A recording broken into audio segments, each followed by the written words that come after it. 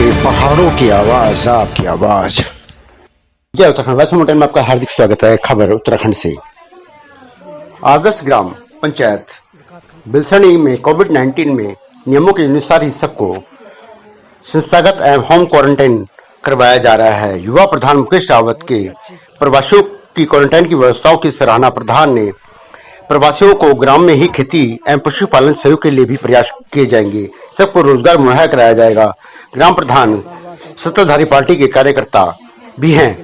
यह बहुत अच्छी सोच है कि ग्राम प्रधान क्वारंटाइन के साथ साथ लोगों को गांव में ही कृषि और अन्य चीजों की सुविधाएं भी करने की पहल कर रहे हैं। देखिए जीरो ग्राउंड से हमारे सहयोगी जगमोहन डांगी की यह रिपोर्ट।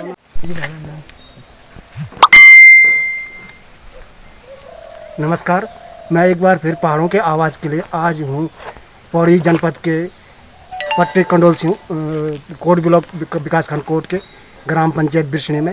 मेरे सामने यहाँ पंचायत घर में 2 परिवार क्वारंटीन है और साथ में हमारे साथ ग्राम प्रधान युवा साथी जो यहाँ पे निर्विरोध निर्वाचित हुए हैं श्री मुकेश रावत जी, और उनसे बात करते हैं कि उनकी ग्राम पंचायत में इन लॉकडाउन के दौरान कितने लोग आए और लोगों ने उनको कोऑपरेट किया।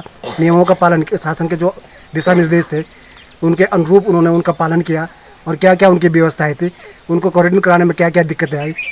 मुकेश जी, आपका स्वागत है वॉइस ऑफ माउंटेन में। धन्यवाद। आप लगातार सक्रिय हैं, पहले भी आप सोशल वर्कर तो है ही।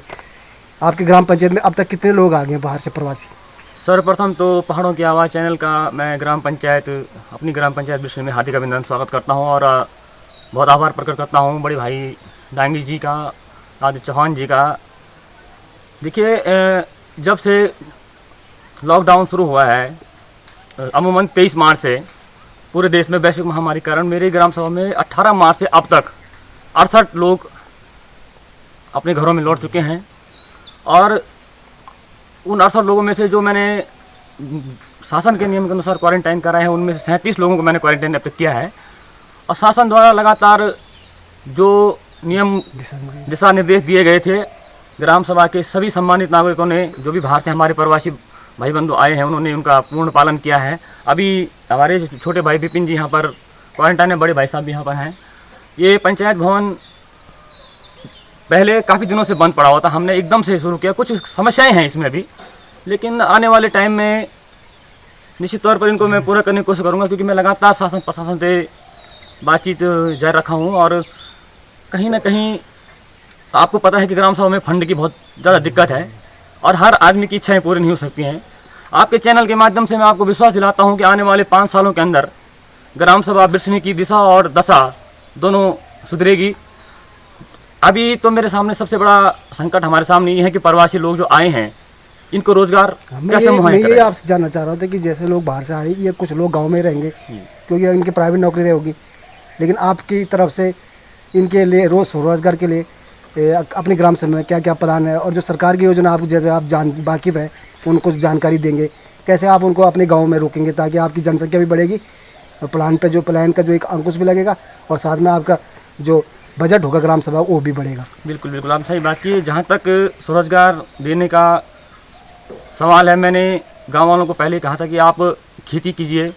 CDO साहब से मेरी चर्चा हुई थी एक दिन, हमारा जनता दरबार था। मैंने कहा सर, ये मनरेगा को आप खेती से जोड़िए, खेती भी करेंगे लोग, झाड़ी भी मिलेगी, खेती भी होगी और पलायन भी रुकेगा कहीं ना कहीं। निश्चित तौर पर भी जहाँ तक स्वरोजगार की बात है तो 18 मार्च से अब तक मैंने लगभग 86 लोगों को रोज़गार दिया है, चाहे वो मनरेगा के माध्यम से हो, वित्त के माध्यम से हो या किसी भी उसके माध्यम से हो। लगभग 86 परिवार जो मेरी ग्राम सभा में, प्रत्येक परिवार के व्यक्ति को मैंने रोज़गार दिया है। और आगे भी अभी मेरी प्लानिंग है, हमारे पास जो भी वित्त का जो है पैसा पड़ा हुआ है उसमें भी हम कर रहे हैं। ये अभी आप सामने देख रहे हैं कि थोड़ा सा मैंने एक अभी शुरू किया है कि ग्राम सभा में एक रेलिंग वाला काम मैंने अभी शुरू किया है।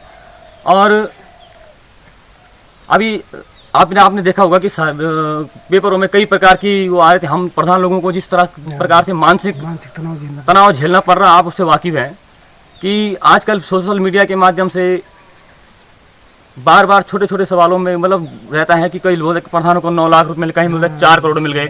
हमारे एक मंत्री जी जो हैं, सहकारी मंत्री मदन कौशिक जी ने एक दिन गलत बयान दे दिया था, जिसकी पूरे प्रदेश में चर्चा हुई थी और हम प्रधान लोगों का काफ़ी विरोध करना पड़ा था।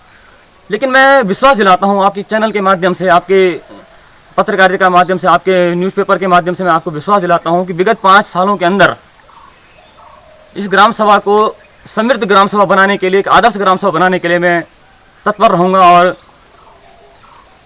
चाहे माननीय विधायक जी से हैं, चाहे सांसद, क्योंकि मैं पार्टी से भी जुड़ा हूँ और इस समय विकास खंड कोर्ट में संगठन मंत्री के पद पर भी हूँ, कार्यरत हूँ। और अभी आपने कल देखा कि मैं प्रधान संगठन अध्यक्ष पद की भी दावेदारी पेश कर चुका हूँ और निश्चित तौर पर आपको इसका भी प्रतिफल बहुत जल्दी देखने को मिलेगा। वो हमारी शुभकामनाएं आपके साथ। लेकिन मेरे को एक बड़ी जो आपके लिए सराहनीय बात है वो है कि आपके गांव में आज भी खेती हो रही। जिस हिसाब से पहाड़ में लोगों ने तमाम खेती किसान कार्य छोड़ दिया, मुंह मोड़ दिया लोगों ने, अपनी जो पारंपरिक खेती थी। लेकिन आपके गाँव में मैंने देखा कि झंगोरा की खेती भी है, कोदा की भी जो है, और मिर्च की अच्छी पैदावार है आपके गाँव में।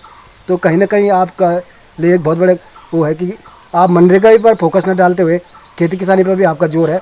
तो कहीं ना कहीं बहुत अच्छी बात है कि आपके गांव में आज की डेट में भी खेती हो रही है। जी बिल्कुल, खेती के प्रति हम लोगों को जागरूक होना ही पड़ेगा, क्योंकि जिस समय जो परिस्थिति समय देश में है और ये परिस्थितियाँ अगर और विकराल रूप लेती हैं, ये कोरोना वैश्विक महामारी जिस प्रकार से चल रही है, अगर ये विकराल रूप लेती है तो कहीं ना कहीं हमें खेती पर ही निर्भर रहना पड़ेगा। हमारे यहाँ पर सिर्फ दो जोड़ी बैल, मान सिंह भाई प्रधान जी और राजू भाई, उनके द्वारा ही ये पूरा खेती चलता है। मैंने इनसे बात रखी थी गांव वालों से, मैंने कहा आप खेती करिए, मैं आपको कृषि विभाग से उपकरण दूंगा, ट्रैक्टर पावर ट्रैक्टर आ रहे हैं, उससे बात करेंगे, 4 दीवारी कराएंगे। लेकिन मुझे पूर्ण विश्वास है कि धीरे धीरे सही लेकिन खेती अच्छी होगी। जहाँ तक खेती की बात है, हमारे यहाँ की खेती में दाल, झंगोरा, कोदा, मक्का बहुत अच्छा होता है। लेकिन जब से लोगों ने ग्राम सभा में पलायन हुआ है, कहीं ना कहीं उसका असर खेती पे पड़ा है। और अब जिस तरह से लोग अब गांव में लौटे हैं, तो मुझे पूर्ण उम्मीद है कि एक तो पलायन रुका। मैं लोगों से भी यही निवेदन करता हूं कि हमारे पास भी कई प्रकार के फॉर्मेट आते थे कि क्या करना, लेकिन लोग अभी जो हमारे प्रवासी भाई बंधु बाहर से आए हैं वो स्पष्ट नहीं कर पा रहे हैं, क्योंकि दो तरह के प्लानिंग हो रही है मानसिक, कि यहाँ रहें वहाँ रहें। मेरा सबसे बड़ा फोकस है कि आप देखो कि शिक्षा के प्रति लगातार कई स्कूलें बंद हो रहे हैं। हमारे प्राथमिक विद्यालय में इस समय 19 छात्र हैं और मेरा आकलन है उसमें, क्योंकि मेरे खंड शिक्षा अधिकारी से भी बात हुई थी इस विषय में, कि आप ये अपना एक निकालिए कि लोगों के बीच जाइए, कि जो घर आ रखे हैं, लोगों के बच्चे आ रखे हैं, छात्र संख्या बढ़ेंगी, स्कूल बढ़ेंगे। इस चक्कर में इस विषय को लेकर मैंने चर्चा की थी। और अगर देखें उठाएंगे जी, ऐसा है कि अगर शिक्षा ही पहली इकाई है और अगर हमारा यहाँ पे बड़ी मिन्नतों के बाद बहुत उसके बाद एक प्राथमिक विद्यालय खोला, और मुझे लगता है कि जिस तरह से पलायन हो रहा है, अगर पलायन है रुका तो आने वाले 5 और 7 सालों के अंदर हमें भी शिक्षा के लिए दूर भागना पड़ेगा। इसलिए मेरा लगातार फोकस में लोगों को डील कर रहा हूँ कि आप घर आए हैं, कम से कम एक बार अपने बच्चों को स्कूल में दाखिला दिलाइए, ताकि कुछ ना कुछ यहाँ पे बढ़े। जब तक गाँव में कम से कम स्कूल तो जाएंगे। हाँ, कम से कम स्कूल जाए। ये थे हमारे साथ मुकेश रावत जी, ग्राम प्रधान बिरसनी। और हमारा यही उद्देश्य है कि गाँव की जो समस्या है उनको आप तक पहुँचाएँगे। पहाड़ों की आवाज़ एक बार फिर कंडोल सिंह पट्टी के बिरसनी गाँव में। कैमरामैन भवानी सिंह के साथ मैं जगमोहन डांगी, पौड़ी गढ़वाल। आपका शुभ नाम? विपिन रावत। आप कहाँ से आए? मैं दिल्ली से। अच्छा, ये आपको कितने दिन हो गए यहाँ पर क्वारंटीन में? अभी 11 दिन हो गए। कैसी व्यवस्था है प्रधान जी की? इससे सही है। दिल्ली में और यहाँ का मौसम में कैसा लग रहा है आजकल? दिल्ली में तो टेम्परेचर बहुत ज़्यादा है ना, 45 तक है, यहाँ पे तो कम है। सही है। तो आज दिल्ली में जो है कि जॉब करते हैं आप? जी, अभी जॉब है कि? जॉब तो अभी है लेकिन अभी बंद है ना ऑफिस, इसलिए। तो कब तक रहोगे गाँव में? देखते हैं जब तक ये ठीक होता है। कैसा है गाँव का मौसम, कैसा लग रहा है गाँव में? गाँव में तो बहुत अच्छा लग रहा है। बच्चे भी है साथ में? हाँ जी। 2.5 महीने के बच्चे होंगे। अच्छा, कोई दिक्कत तो नहीं? नहीं। आपका शुभ नाम? मेरा नाम संदीप सिंह रावत। आप कहाँ पे रहते वर्तमान जी, में? मैं एक सरकारी एम्प्लॉइज़ हूँ, शिक्षा विभाग से मैं नौकरी करता हूँ और वरिष्ठ सहायक के पद पे SCRT उत्तराखंड में कार्यरत हूँ। अच्छा, ये आपके गांव में काफ़ी प्रवासी लोग आए हैं जी। और यहाँ पे जो प्रधान जी ने क्वारंटीन में व्यवस्था की है, जी। कैसी व्यवस्था रही प्रधान जी की? विगत 21 जून से जो देश में जी लॉकडाउन हुआ है, उसके अकॉर्डिंग प्रधान जी की व्यवस्थाएं बहुत ही उत्कृष्ट रही हैं। मैं लगातार इनको प्रोत्साहित करता रहा हूँ, चाहे वो सोशल डिस्टेंसिंग को या प्रधानमंत्री माननीय मोदी जी के द्वारा जो भी हमें निर्देश दिए गए हैं उसके अकॉर्डिंग मेरी प्रधान जी से लगातार बातचीत होती रहती है। और क्योंकि मेरी नौकरी की शुरुआत यहीं से हुई है। मुझे 2 साल हुए हैं उत्तराखंड शासन में ज्वाइन किए हुए, लेकिन गांव के प्रति मेरा प्रेम, मेरी निष्ठा लगातार ही कार्यरत रही है। प्रधान जी अभी हाल ही में प्रधान के पद पर नियुक्त हुए हैं, और बड़े भाई होने के नाते और एक सरकारी एम्प्लॉयज़ होने के नाते और एक गांव के जिम्मेदार नागरिक होने के नाते मैं लगातार उनको गाइड भी करता हूं, उनके दिए हुए निर्देशों का पालन भी करता हूं। आपका नाम क्या है? मीर सिंह रावत। अच्छा, आपका बेटे ने? दिल्ली बेटे हैं जी, बुराड़ी बेटे। अच्छा, बुराड़ी में। अच्छा, और कत दिन है को पंचायत भवन में? हो गए 10 दिन।